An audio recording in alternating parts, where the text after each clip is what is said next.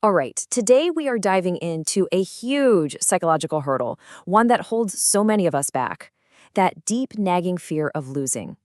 We're going to break down how you can conquer it, not by getting rid of the fear, but by shifting your focus to the absolute thrill of the win.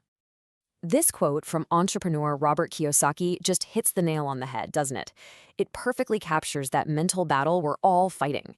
Look, the goal isn't to magically erase fear, but to make the excitement, the potential, the pure thrill of the chase so much louder that it just drowns out the fear. So let's get real for a second. I want you to think about that big goal you have. You know the one. Maybe it's starting a business, or finally changing careers, or finishing that creative project. What is really stopping you? 9 times out of 10, the answer is tangled up in the fear of what might go wrong. And that leads us straight into our first big idea, the paralysis of fear. This is that crippling feeling, that sense of being frozen that keeps you from taking even the tiniest first step. It's a totally natural human thing, but when it starts calling the shots, it becomes incredibly destructive. And this paralysis, it shows up in our lives in some very familiar ways. Think about it. Procrastination. That's not just being lazy, right? It's often the fear of failing, making that first move feel impossibly heavy. Stagnation is when you choose the comfort of a situation you don't even like over the scary unknown. And perfectionism? Ugh, that's just fear in a fancy costume, telling you that if it's not flawless, it's a total failure, so you end up doing nothing at all. And here's the kicker. This is the crucial point.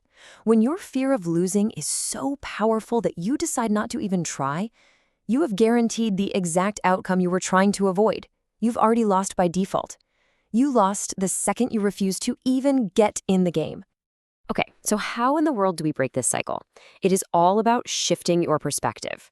The goal is not to become some fearless robot. It's to consciously, actively turn up the volume on the excitement of winning until it's the only thing you can hear.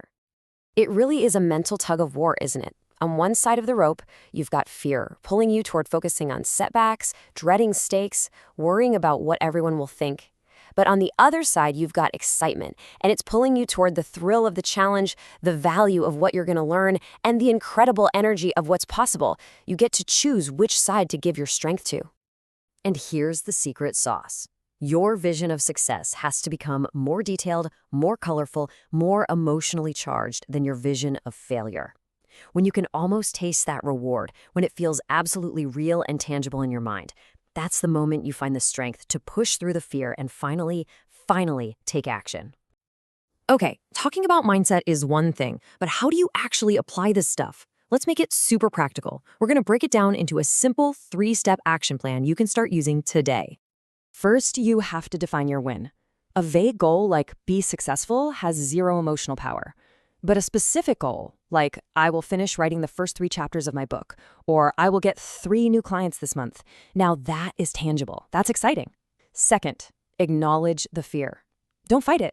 Just say, okay, yep, I'm scared. And then take one small step anyway. Separate the feeling from the action. And third, this one is huge, calculate the cost of inaction. Seriously, imagine your life 5 years from now if you let this fear win. I guarantee you that vision is way scarier than the risk of failure. This is the internal monologue you need to put on repeat. This is your new mantra. It's not about lying to yourself and pretending you're not scared. It's about making a conscious declaration that your excitement is bigger, stronger, and more important. It's a simple reframing tool, but man, is it powerful. This brings us to a final and honestly crucial idea: understanding the true cost of inaction. We're all wired to think that avoiding risk is the safe play. But over the long haul, it is almost always the most expensive choice we could possibly make.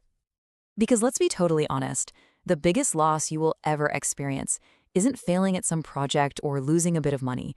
It's looking back years from now and being haunted by the soul-crushing regret of never even trying. It's missing out on the entire life that was just waiting for you on the other side of that fear. I want you to think of it this way. Your ambition, your courage, it's a muscle. And just like any muscle, it gets stronger every time you use it. Every single time you choose to act despite your fear, no matter how small that action is, you're doing a rep. You are literally building that muscle and creating unstoppable momentum for a bolder future. So, I'm going to leave you with this to really think about. Take a look at your life, at your dreams, and ask yourself this one critical question.